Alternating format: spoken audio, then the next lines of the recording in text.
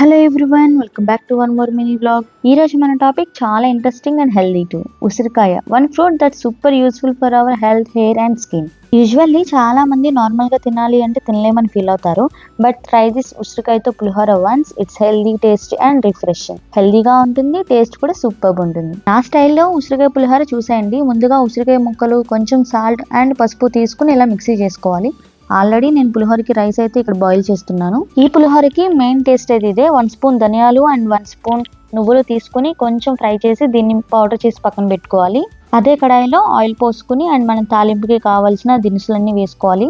తాలింపు ఎక్కువగా ఉంటేనే పులిహోరలో పంట కింద తగులుతూ చాలా టేస్టీగా ఉంటుంది. ఆవాలు, పచ్చిశనగపప్పు, మినపప్పు, వేరుశనగ గుళ్ళు అండ్ కొన్ని జీడిపప్పు, ఎండుమిర్చి, పచ్చిమిర్చి ఇవన్నీ కూడా వేసుకుని కొంచెం ఫ్రై చేసుకోవాలి. పులిహోరని నెక్స్ట్ లెవెల్కి తీసుకెళ్లేది ఇంగువ. కొంచెం ఇంగువ అయితే యాడ్ చేసుకోండి. అండ్ కొన్ని జీడిపప్పు టేస్ట్ కోసం యాడ్ చేశాను. తాలింపు ఇలా ఫ్రై అయిపోయిన తర్వాత మనం ముందుగా పేస్ట్ చేసుకున్న ఉసిరికాయని అయితే ఇందులో యాడ్ చేసుకోవాలి. 1 మినిట్ మీడియం ఫ్లేమ్లో ఇలా ఫ్రై చేస్తే సరిపోతుంది. లైట్గా పచ్చివాసన పోయిన తర్వాత కొంచెం కొత్తిమీర అండ్ ముందుగా మనం పొడి చేసి పెట్టుకున్న పొడిని యాడ్ చేసుకుని 2 మినిట్స్లో మనం స్టవ్ ఆఫ్ చేసుకుని రైస్లో యాడ్ చేసుకోవడమే. రైస్కి పట్టించిన తర్వాత సాల్ట్ని అడ్జస్ట్ చేసుకోండి. మన టేస్ట్కి సరిపడా సాల్ట్ యాడ్ చేసుకుంటే ఉసిరికాయతో పులిహోర రెడీ.